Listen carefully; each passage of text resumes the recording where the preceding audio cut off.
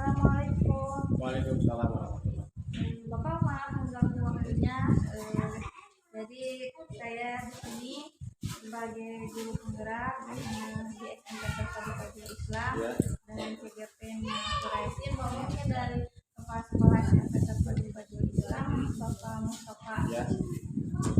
Nah, hari ini kan ada tugas untuk mewawancarai kepala sekolah terkait dengan pengambilan keputusan di modul 3. Nah, pengambilan keputusan ini dalam guru penggerak itu ada 4 paradigma dan 3 prinsip. 4 paradigmanya itu dari individu lawan kelompok, perorangan dengan banyak orang. Kemudian yang kedua ada rasa keadilan lawan rasa kasihan. Kemudian yang ketiga ada kebenaran lawan kesetiaan, dan yang keempat jangka pendek lawan jangka panjang. Nah, yang kemudian yang 3 prinsip itu prinsip berpikir dengan berbasis rasa peduli, rasa peraturan dan hasil akhirnya. Nah, itu dari modul 3. Nah, untuk selanjutnya mungkin saya ingin sesi wawancara bersama Bapak atau pertanyaan pertama, selama ini apakah Bapak pernah menghadapi masalah kasus-kasus yang membuat Bapak dilema dalam pengambilan keputusan? Nah, kiranya kasusnya seperti apa?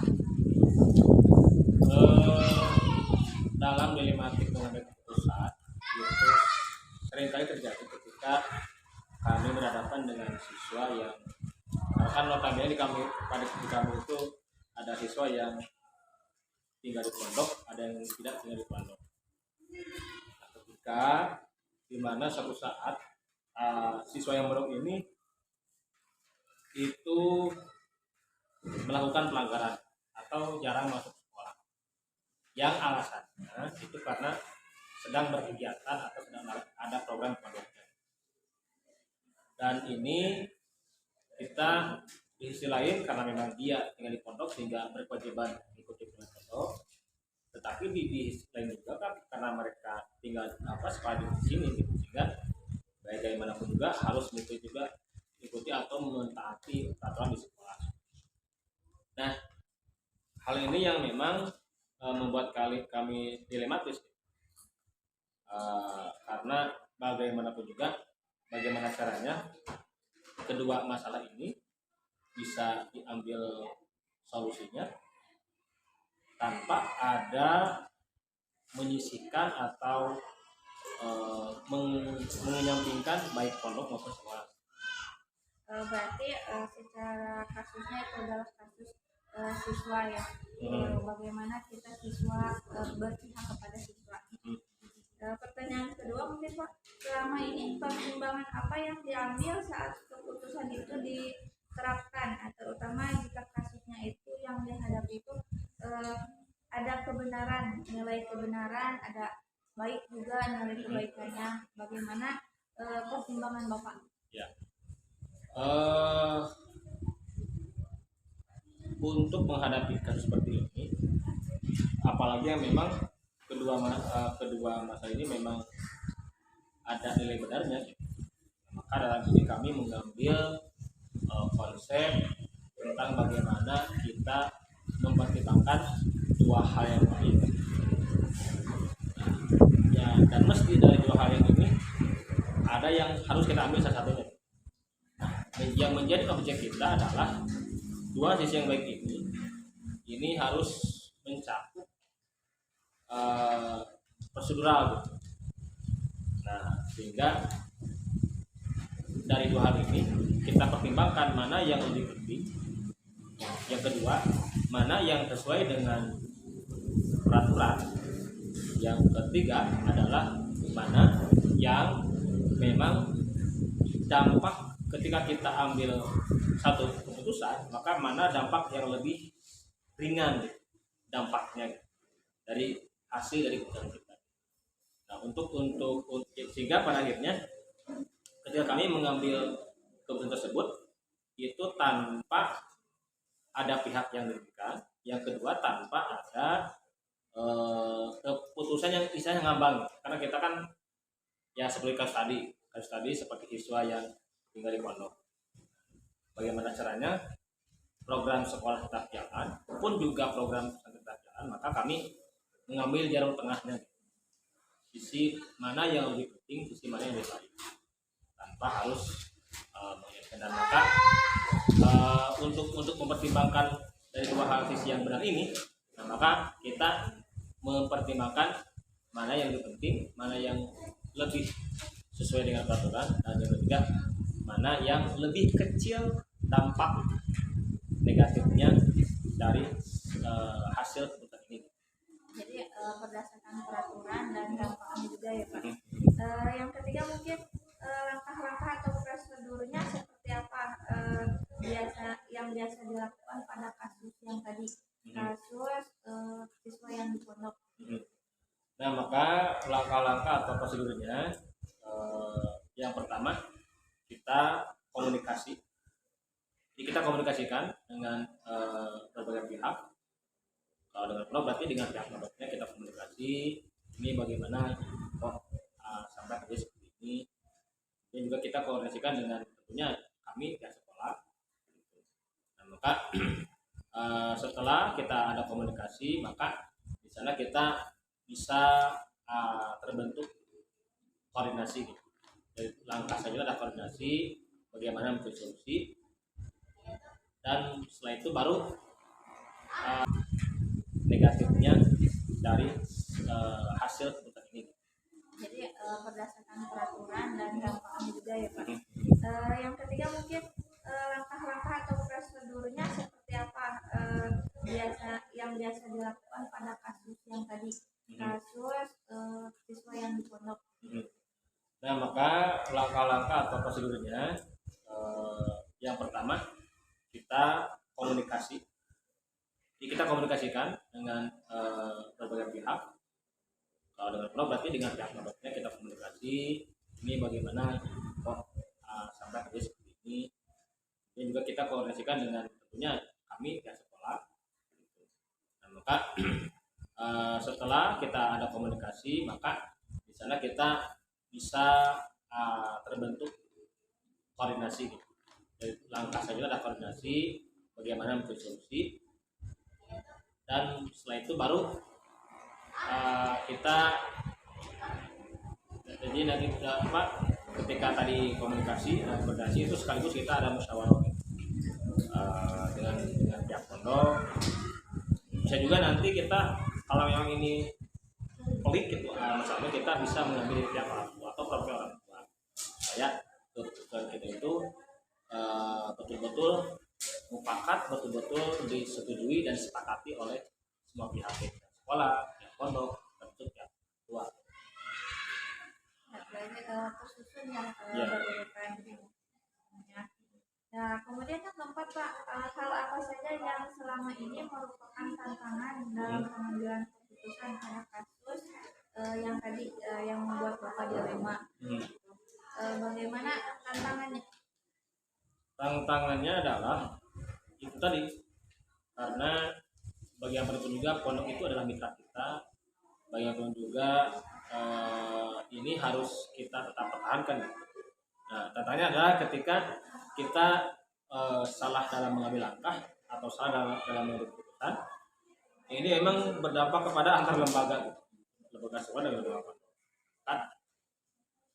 Jadi tantangan terbesarnya adalah bagaimana caranya kita mengambil keputusan tanpa kita menyampingkan atau kita salah. Jadi jangan sampai kita seolah-olah diskriminatif. Jadi dalam pengambilan keputusan pun dipertimbangkan atas dampaknya juga. Yang selanjutnya mungkin apakah apakah memiliki sebuah tata kelola ketika menghadapi kasus atau masalah itu diselesaikan dengan secara langsung atau ada terjadwal? Kalau kita sih lebih kepada kalau memang masalah tersebut dari sisi urgensinya lebih sangat lebih penting, artinya masalah tersebut harus secepatnya kita selesaikan, maka biasanya kami langsung berkoordinasi. Kalau memang contoh tadi itu berarti kami berkoordinasi dengan pihak paling atas sampai dengan guru siswaan. Nah, setelah itu ketika kita sudah tergali masalahnya, akar masalahnya, baru kita berkoordinasi dengan pihak terkait seperti dengan pondok. Jadi secara langsung. Langsung. Apakah ada yang terjadwal gitu? Kalau memang terjadwal, kita biasanya dalam musyawarah guru atau rapat guru kita ada biasanya kan kita ada semacam bisa diraker atau pertemuan guru setiap minggu atau yang setiap bulan. Kita biasanya ada laporan dari guru seperti apa dan biasanya itu terselesaikan seperti di pertemuan terjadwal tersebut. Cuma ya memang itu tadi, kalau memang masalahnya itu harus segera diselesaikan, kita ada semacam rapat dadakan. Dia lebih secara langsung ya daripada terjadwal. Nah, yang selanjutnya, apakah ada seseorang atau ada faktor yang mendukung pengambilan keputusan dalam kasus yang tadi atau kasus yang lainnya? Faktor pendukungnya biasanya itu dari pihak orang tua, dan karena kami di bawah yayasan itu yang menjadi faktor pendukung, karena kami sekolah di bawah yayasan, maka segala hal keputusan itu ketika setiap kita mengambil keputusan itu harus dan mesti ada di bawah koordinasi pihak yayasan. Terutama masalah yang terlalu berat ya, pasti diambil keputusan dari yayasan. Ya, yang terakhir mungkin dari semua hal yang disampaikan, ada kasus-kasus yang banyak, terutama kasus yang tadi. Nah, yang membuat dilema itu, apakah ada pelajaran yang dapat diambil untuk diterapkan dalam sehari-hari?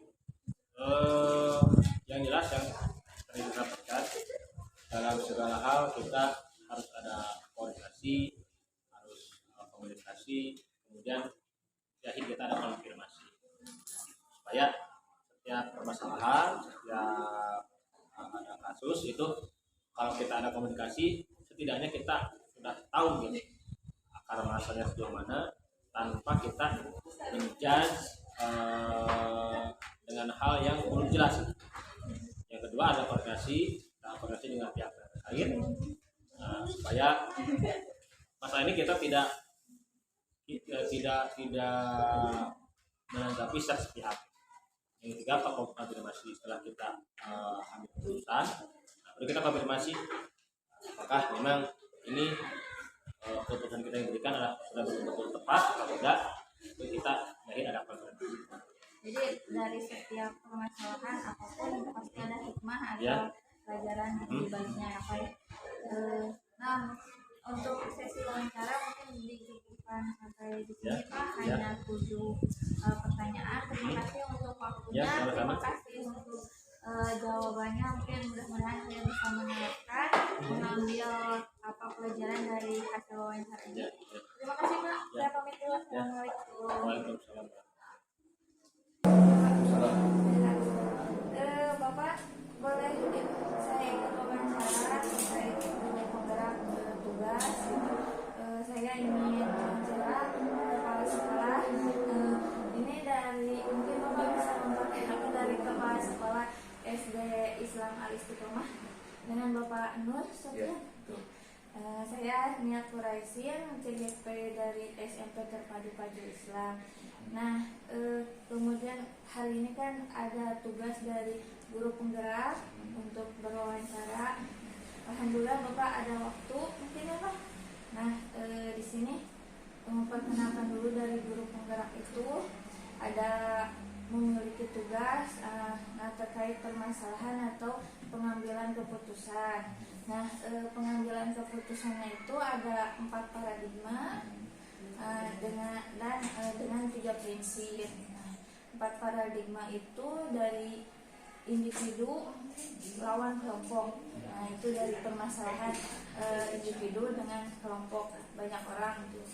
Kemudian ada rasa keadilan melawan rasa kasihan.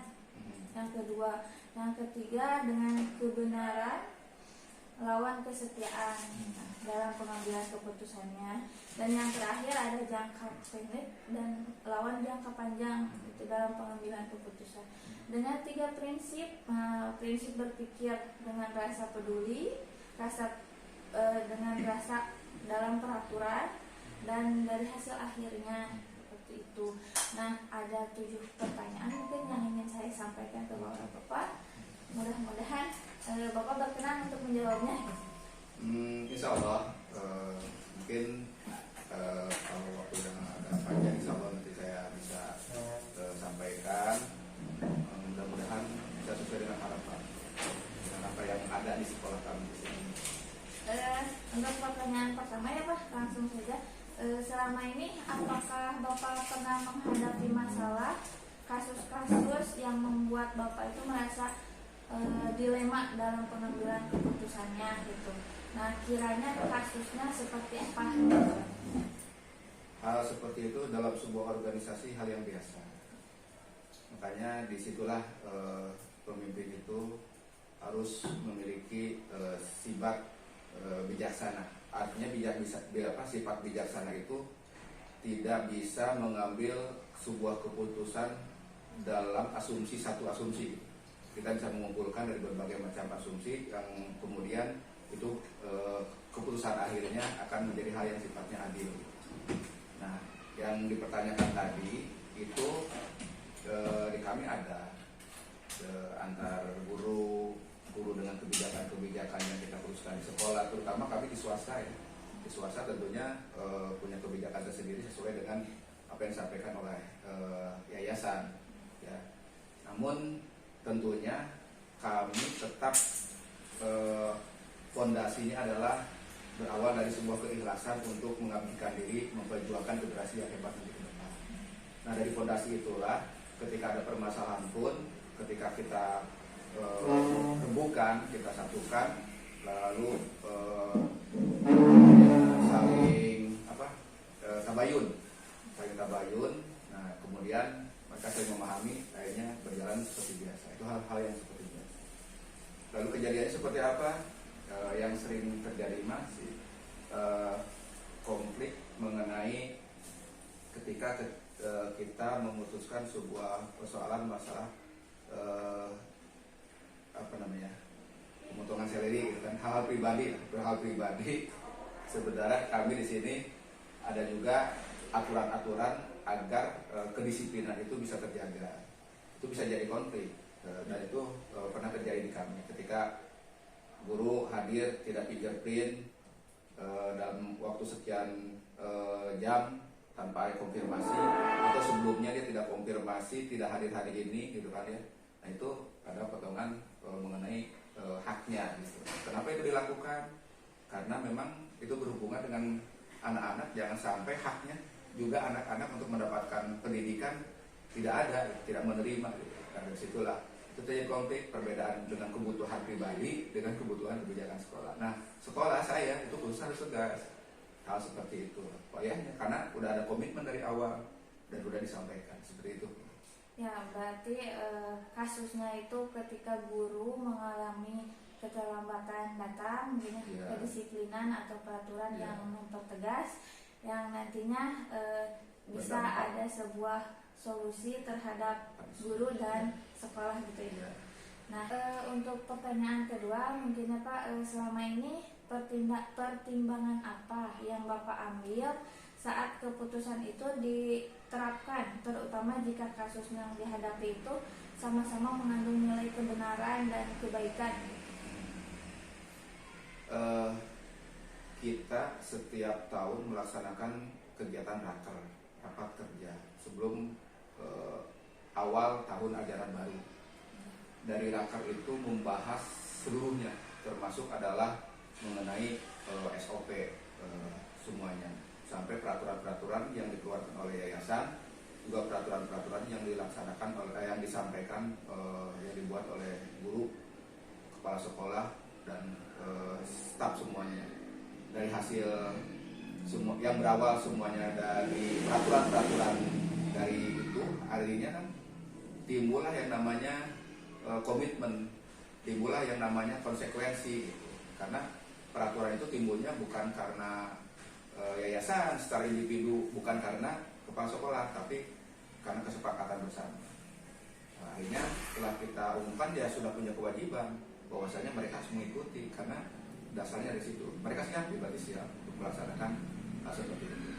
Nah, dari raker tersebut kita juga ungkapkan, lalu keluarkan SK, peraturan dari punishment dan reward yang ada di sekolah ini ke pendidikan, tenaga kependidikan.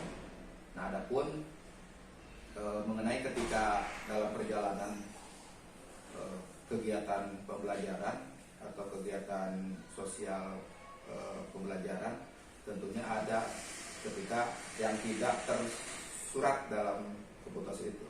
Makanya dalam keputusan itu ada, bila ada hal-hal yang tidak disampaikan hari ini, itu akan diputuskan dalam musyawarah bersama. Nah, artinya ketika ada hal-hal yang sifatnya kebijakan-kebijakan secara individu dari saya, karena melihat dipandang di lapangan ternyata ada yang kurang pas untuk dilaksanakan, ya saya sampaikan walaupun belum tersurat gitu, ya masih belum ada di dalam peraturan.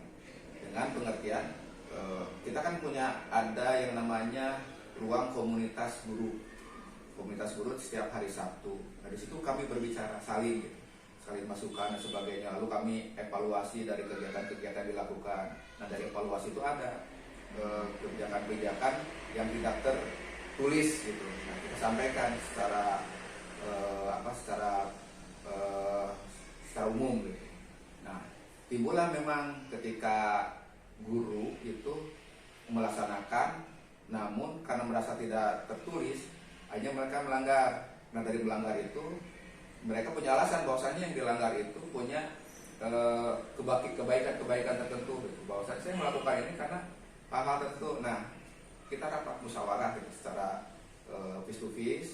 Kalau memang itu benar adanya dan itu tidak berdampak buruk terhadap pendidikan sekolah ini, sekaligus tidak berdampak secara umum yang nantinya menjadi taklid, ikut-ikutan yang lain, saya pikir itu tidak jadi masalah. Saya kasih dia itu nggak apa-apa.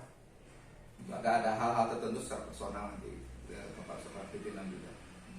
Jadi pertimbangannya bisa dengan keputusan raker atau seperti apa? Ya, di musyawarah bersama, terus bisa juga dipanggil Anjena yang melakukan pelanggarannya. Jadi face to face gitu. Nah, setelah itu face to face itu nanti dia menyampaikan alasan kenapa melakukan seperti itu. Kalau alasannya itu logis dan tidak berdampak terhadap pendidikan dan tidak berdampak terhadap peserta didik, itu bahkan mungkin saja alasannya itu bisa baik gitu dampaknya terhadap kebaikan dan nah, itu kita juga tidak akan ngengkeng gitu pimpin, jangan gitu. Pasti kita juga akan memberikan hal-hal mendorong atau memotivasi. Jadi menahan emosional gitu. Iya, tentu itu. Yang ketiga mungkin Pak, langkah-langkah atau prosedur seperti apa yang biasa dilakukan langkah untuk menghadapi masalah tersebut. Jadi menyelesaikannya dengan langkah atau prosedur seperti apa? Ya, untuk karyawan atau PTK di sini pendidikan dan pendidikan di sini, karena kita secara struktural itu ada yayasan, gitu kan ya. Lalu di yayasan juga ada beberapa ranting bagian-bagian, terus kepala sekolah yang sebagai pelaksana di lapangan. Terus ada juga di sini ada si kurikulum, walaupun di SD sebenarnya tidak ada. Cuma kita bentuk si kurikulum dinas dan si kurikulum pesantrenan. Terus ada kesiswaan, pengintian siswa, termasuk juga bimbingan konseling. Nah, apabila nanti ada hal-hal yang berbenturan dengan tenaga kependidikan tenaga kependidikan mengenai backdrop atau permasalahan gitu, langkahnya itu tetap dipanggil dulu oleh saya sebagai pimpinan, tidak langsung ke yayasan. Lalu kita berdialog. Kalau seandainya itu bisa diselesaikan bersama gitu kan oleh pimpinan, oleh kepala sekolah, ya itu tidak akan tembus ke yayasan gitu. Namun apabila ternyata permasalahan tersebut sangat berat dan tenaga pendidikan atau pendidik dan tenaga pendidikan yang bermasalah itu ternyata tidak mau menerima dengan alasan-alasan tertentu yang tidak logis, ya tentunya itu akan naik banding ke akan menyampaikannya langsung ke pimpinan yayasan. Seperti itu sih prosedurnya. Baru nanti setelah itu baru ada nanti surat berbentuk punishment lah. Terkait dari kasus yang tadi fingerprint guru tersebut. Nah, langkah prosedur yang Bapak lakukan seperti apa? Kita ada tim IT ya. Jadi ada security di sini sebagai penjaga masalah kehadiran. Jadi fingerprint juga tetap di backup oleh orang gitu. Karena kita mengkhawatirkan ketika ada pendidik atau tenaga pendidikan melakukan manipulasi gitu. Ya akhirnya di backup oleh orang hidup, yaitu artinya security. Nah security itu akan mendata secara objektif, lalu sebelum melaporkan ke yayasan itu akan melaporkan ke saya gitu. Masalah jam masuknya, jam keluarnya, gitu kan ya, jam pulang. Gitu. Terus kalau ada aktivitas dia izin, security tidak bisa melaksanakan. Kalau mau izin ke security saya keluar dulu, dia harus tetap izin ke pimpinan. Karena kita akan lihat alasannya apa keluar ya, kemudian dia meninggalkan kelas nggak, meninggalkan anak-anak nggak, dan sebagainya. Itu ada prosedur tersendiri. Nah setelah itu baru nanti ada perekapan 1 bulan sekali. Kalau kemarin yayasan menyampaikan ini 3 hari sekali perekapan hasil absensi dari fingerprint, yaitu oleh tim IT dengan sistem direkap langsung dikirim ke yayasan. Nah dari situlah nanti tiap bulan sebelum tanggal bulan terakhir itu melakukan kegiatan yayasan mereka siapa yang hadir, alasannya apa, ya kalau yang sakit, oh ini sakit, ada usul yang sakit itu asal ada surat keterangan sakitnya dari dokter. Yang cuti juga ya, kan kita ada cuti hamil, cuti melahirkan ini dikasih cuti selama 40 hari. Terus ada reward karena dari yayasan itu ada reward berupa berangkat umroh itu karena cuti gitu kan, umroh selama 12 hari sampai 15 hari diperbolehkan. Nah itu hal-hal yang diperbolehkan oleh yayasan itu tidak termasuk sebagai pelanggaran. Jadi dari langkah tersebut menyesuaikan dengan fakta yang relevan gitu ya Pak. Kemudian nantinya ada solusi gitu ya. Baru pengambilan keputusan ada refleksi. Nah intinya sih jangan nggak fleksibel lah, kita nggak terlalu harus mengungkap ini. Jadi kalau ketika mereka bisa bicara kan sama-sama manusia ya punya kepentingan dan sebagainya. Nanti kalau sambil bicara insya Allah itu kita juga ada solusi, kita juga manusiawi gitu kan. Pasti kita juga akan memberikan kebijakan secara spontan nanti. Sesuai dengan fakta atau situasi. Iya, yang penting bicara gitu, nggak usah di belakang. Kemudian yang keempat Pak, hal apa saja yang selama ini merupakan tantangan pengambilan keputusan dari yang fingerprint tadi. Nah itu kan dilema yang membuat Bapak dilema gitu ya. Jadi tantangannya apa? Sebenarnya sih mudah, dan bagi saya tidak ada tantangan sih atas nama, karena itu akan kembali ke kesadaran mereka sendiri, mereka negara pendidikan dan tenaga pendidikan. Kesulitan yang memang saya hadapi sebelumnya memang ada sebelumnya, tapi kesini sudah alhamdulillah sudah mulai memahami masalah hak dan kewajiban. Walaupun dari sebagian ada yang mengatakan bahwasanya saya tidak mau ria, bukan masalah ria dan tidak, ini kan hal-hal yang sifatnya aturan yang ditetapkan oleh yayasan gitu. Nah memang sebelumnya memang kita manual. Nah setelah manual lalu masuk ke teknologi, ada fingerprint gitu kan ya. Nah inilah sih yang jadi permasalahan untuk bisa beradaptasi ke sini, itu yang tantangan untuk bisa beradaptasi guru-guru yang tadinya secara manual menggunakan daftar hadir, tanda tangan dan sebagainya. Karena dengan teknologi yang ternyata teknologi itu tidak bisa direkayasa. apa adanya, jam sekian datang, jam sekian pulang gitu kan ya. Nah akhirnya itu yang tantangannya untuk bisa memahamkan tentang hal seperti itu. Lalu timbul bahwasanya dengan kita adanya fingerprint, bukan kita tidak percaya ke guru-guru, ke karyawan yang ada di sini atau staff itu, tapi semata-mata untuk membiasakan diri kita berdisiplin gitu. Jadi insya Allah dan alhamdulillah sekarang sudah bisa paham dan sudah terbiasa seperti itu. Itu sih tantangan. Itu yang kedua ini ketika mati lampu gitu, itu yang apa namanya, bukan human error ya, itu mah kejadian yang tak terduga ya. Nah, itu tantangan juga buat kami gitu saat ini ya, saat ini sekarang kalau mati lampu akhirnya kita memberi solusi, dibuatlah 2 daftar hadir, yaitu yang manual seperti dulu lagi, yang satunya lagi menggunakan teknologi atau fingerprint. Ketika mati lampu itu guru biasa atau bisa mengabsen sesuai dengan jam hadirnya, karena kan keadilan di situ.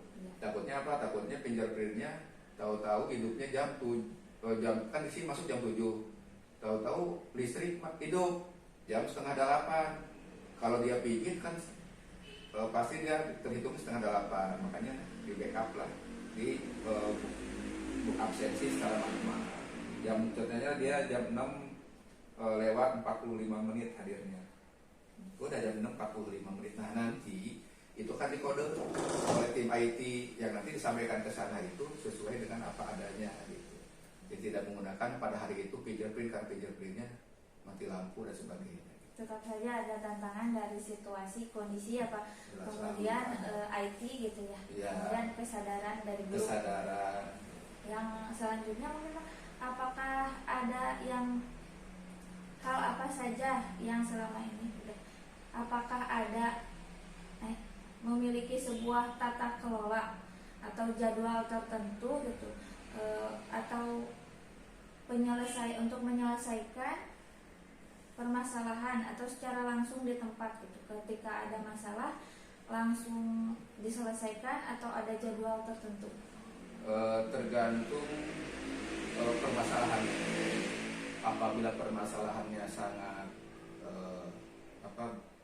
urgent dan harus segera diselesaikan, contohnya permasalahan dengan siswa ya, dengan santri di sini, yang dimana permasalahan tersebut langsung orang tua itu melakukan tindakan-tindakan dengan meresponnya secara emosi ke kepala sekolah. Nah itu biasanya kami langsung ditindak hari itu, langsung dipanggil gurunya untuk tabayun, untuk konfirmasi hal seperti apa terjadi di lapangan. Yang kemudian kami panggil juga orang tuanya. Itu permasalahan hal yang lain, bukan fingerprint ya. Permasalahannya banyak di lapangan itu, namun yang sering terjadi seperti itu kalau di lapangan. Nah itu tindakannya langsung. Namun kalau hal-hal yang lain itu yang sifatnya tidak terlalu urgent, itu kita ada komunikasi 1 pekan itu 1 kali tiap hari Sabtu. Itu ruang study tentang sharing, makanya disebut dengan komunitas belajar guru di situ. Nah, dari komunitas belajar guru itu ada, di samping kita menyampaikan, ada teman-teman kita yang sudah tahu tentang, contoh sekarang tentang IKN, implementasi kurikulum merdeka, saling sharing dengan teman yang lain. Nah ada juga permasalahan, jadi kita suka buka, silakan, takut ada permasalahan, mudah-mudahan dan sebagainya, silakan ungkapkan, baik tentang guru itu sendiri atau karyawan itu sendiri, atau tentang permasalahan dengan anak atau dengan orang tua. Nah dari hari itu sering menyampaikan banyak, akhirnya kita bersama menyelesaikannya gitu. Jadi tidak ada yang tersakiti, solusi bisa cepat selesai. Karena memang kalau ada permasalahan di lama-lama itu akan menyebar menjadi sesuatu yang nantinya provokasi gitu. Jadi urusannya panjang gitu, tidak selesai, akhirnya nyebar. Padahal ternyata permasalahan itu tidak terlalu berat, akhirnya jadi berat karena memang tidak segera diselesaikan. Jadi pada intinya ada dengan terjadwal 1 minggu hari Sabtu, dan secara langsung gitu. Secara langsung sesuai dengan permasalahan kasusnya. Ya. Yang selanjutnya mungkin Pak, adakah seseorang atau faktor yang bisa mendukung pengambilan keputusan yang Bapak ambil, baik dari kasus yang tadi Pinjakbin atau kasus yang lain? Yang mendukung itu sebuah yang membantu itu sebenarnya yang sebetulnya itu intinya sih dari musyawarah sih. Kalau selama ini saya jalankan dari musyawarah, keputusan itu selesai bersama gitu. Tidak ada intervensi secara langsung, karena kalau intervensi secara langsung ketika kita memutuskan larinya takut tidak manusiawi. Jadi dengan atus itu kaku seperti itu, padahal ternyata di perjalanan alasannya bisa kita akui bahwasanya ini manusiawi gitu, logis. Jadi sesuai dengan rasa peduli gitu ya? Iya, tapi sih yayasan juga ketika kita menyampaikan, insya Allah itu mensupportnya juga baik, dan itu juga tidak kaku sih yayasan juga. Faktor dari peraturan ini Pak, peraturan yang di sekolah gitu bisa mendukung pengambilan keputusan Bapak gitu? Tentu itu kan setiap prakar itu kita sampaikan secara umum tentang peraturan-peraturan baik itu masalah peraturan pendidikan dan pendidikan, peraturan akademik gitu kan ya, dan sebagainya itu kita sampaikan di awal kegiatan maupun pembelajaran. Biasanya di bulan Juni kita raker itu, kecuali bulan Juli itu ada masuknya di pertengahan, kita berarti awal Juli kita mulai raker gitu. Nah itu kita sampaikan secara umum gitu kan ke mereka, karena memang kesepakatan bersama juga sih itu. Jadi mungkin untuk seseorang itu bisa sesuai dengan kasusnya mungkin ya, atau dengan guru-guru dan stakeholder, dan faktor yang mendukungnya ada dari rasa peduli dan peraturan yang ada itu ya Pak. Yang terakhir mungkin pertanyaannya dari semua hal yang Bapak sampaikan, kasus-kasus yang Bapak temui gitu, adakah pelajaran yang bisa dipetik dan diterapkan dalam sehari-hari gitu, dalam mengambil keputusan itu? Tentu setiap keputusan itu memang sih setiap kasusnya ada itu pembelajaran pasti setiap ya, kayak kehadiran dulu masih manual, lalu ternyata ada permasalahan, banyak guru ngabsen, lalu pulang datangnya jam sekian. Nah itu kan permasalahan, tidak real, tulis tangan. Akhirnya kita hikmahnya apa? Akhirnya kita ada teknologi. Nggak ada teknologi ya ada masalah juga gitu kan ya. Tapi tetap kita backup juga, ada security yang menjaga, tetap gitu. Jadi ada hikmah dari semuanya itu. Terus sekali yang terakhirnya adalah yaitu berdampak terhadap pendidik dan tenaga kependidikan menjadi dirinya gitu, yang sebenarnya sebagai tugas mengajar, sebagai tugas pendidik yang baik, yang diharapkan bisa menyampaikan ilmu secara baik, konsisten, dan tentunya ikhlas gitu. Jadi mungkin tidak lagi berharap dengan absen sih jadi hal yang bukan patokan dia ini, akhirnya hadir dan sebagainya udah jadi hal yang biasa. Itu hikmahnya sesuai dengan kesadaran. Jadi menyadarkannya itu berproses gitu, untuk menjadi sadar itu berproses dari hal-hal seperti tadi. Nah lama kelamaan sudah terbiasa, dan itu menjadi karakter. Kalau udah menjadi karakter, udah menjadi ciri khas guru yang hebat, nantinya ke anak-anak juga bisa menjadi teladan gitu sih.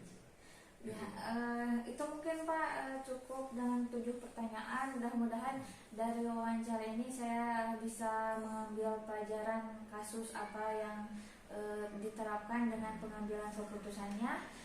Mudah-mudahan saya bisa menerapkan dalam kegiatan guru penggerak atau di sekolah saya. Nah, untuk sesi wawancaranya dicukupkan gitu Pak. Terima kasih atas waktunya, atas kegiatannya. Saya pamit dulu Pak. Terima kasih. Assalamualaikum. Assalamualaikum warahmatullahi wabarakatuh. Pak, punten ngobrol waktusna saya mengirim wawancara untuk kegiatan guru penggerak. Nah, jadi dalam guru penggerak itu kemarin saya diberikan tugas untuk wawancara.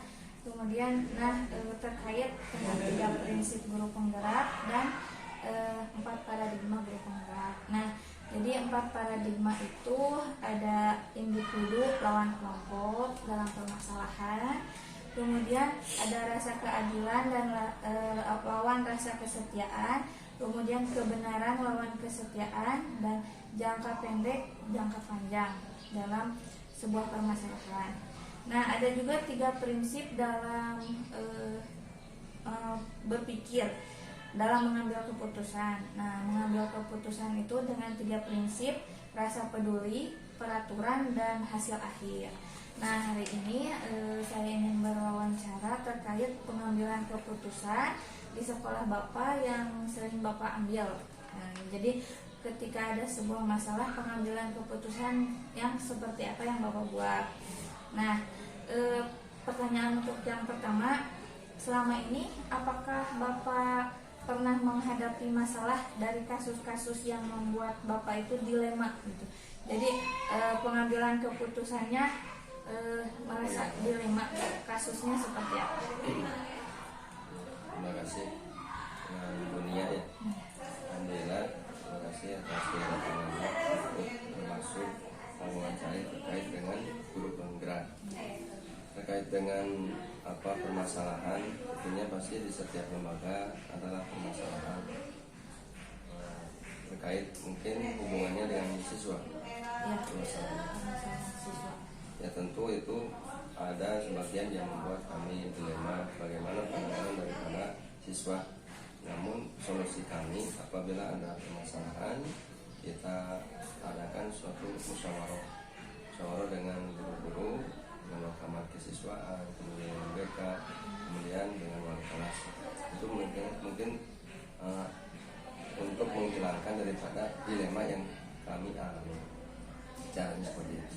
Kiranya kasusnya seperti apa? Kasus di lapangan, contohnya yaitu seperti terkait dengan kedisiplinan dalam waktu, yaitu kehadiran siswa yang dijadwalkan harus hadir itu pukul 7.15. Ternyata ada yang datang jam 8, ada yang datang jam 9. Itu mungkin yang menjadi kasus di MA Panjuisan itu. Ya. Pertanyaan kedua, selama ini pertimbangan apa yang diambil dalam keputusan yang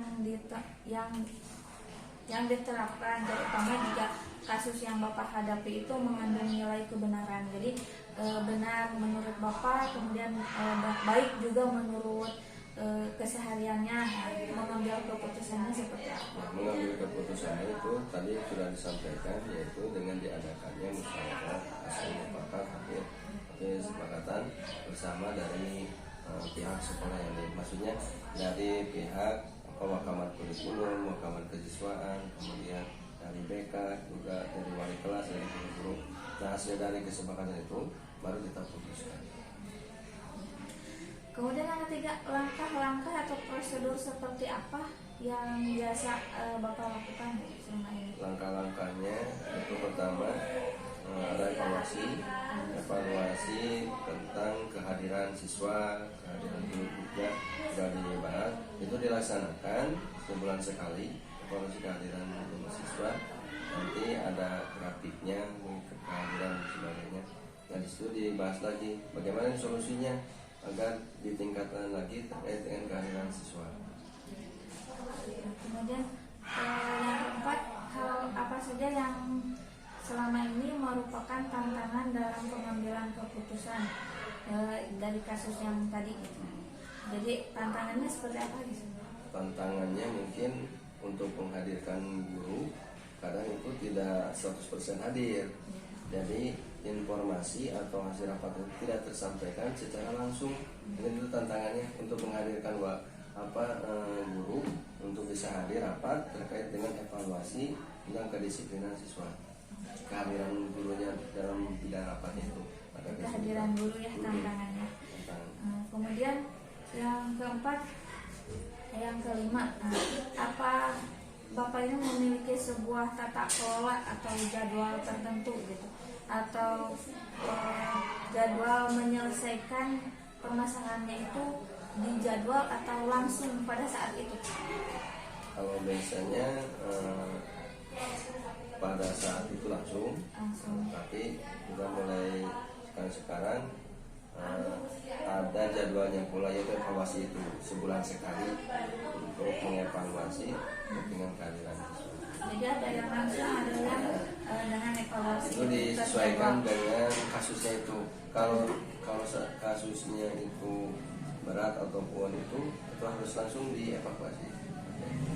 Jadi ada juga yang terjadwal. Jadwal juga ada. Jadwalnya 1 bulan. 1 bulan sekali.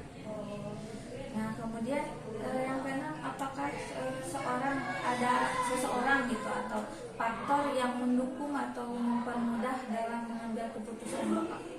Seseorang ada. Mungkin Stakeholder mungkin ya, ya. bisa. Stakeholdernya ada. Stakeholder mungkin yang ada di sekolah. Ya. Kemudian faktor pendukungnya ada yang lain? Faktor pendukung seseorang juga. Misalkan dari peraturan gitu, atau dari rasa peduli, atau hasil akhir dari permasalahan gitu. Ada dari peraturan. Dari peraturan. Jadi faktor yang mendukung atau mempermudah mengambil keputusan itu sesuai dengan peraturan itu. Yang terakhir mungkin dari semua hal yang disampaikan, yang Bapak dijadikan pelajaran dalam untuk menjadi lebih maju di sekolah ini apa? Maksudnya Jadi pelajaran yang diambil dari kasus tersebut gitu, kasus yang tadi kan membuat Bapak dilema. Nah kasus tersebut apakah bisa diambil pelajaran apa kiranya yang bisa diterapkan dari kasus tersebut gitu? Jadi dari pelajaran kasus tersebut ada hikmahnya mungkin ya. Iya. Ya, hikmahnya itu harus lebih meningkatkan lagi, utamanya dalam kedisiplinan juga gurunya, karena siswa bisa disiplin itu tergantung gurunya juga harus lebih disiplin lagi. Mungkin itu lebih daripada apa, kembali lagi kepada pihak yang mengelola di madrasah Al Yakin ini. Nah, terima kasih Bapak untuk waktunya, untuk jawabannya. Mohon maaf mengganggu kegiatannya, waktunya. Terima kasih. Mari Pak. Assalamualaikum.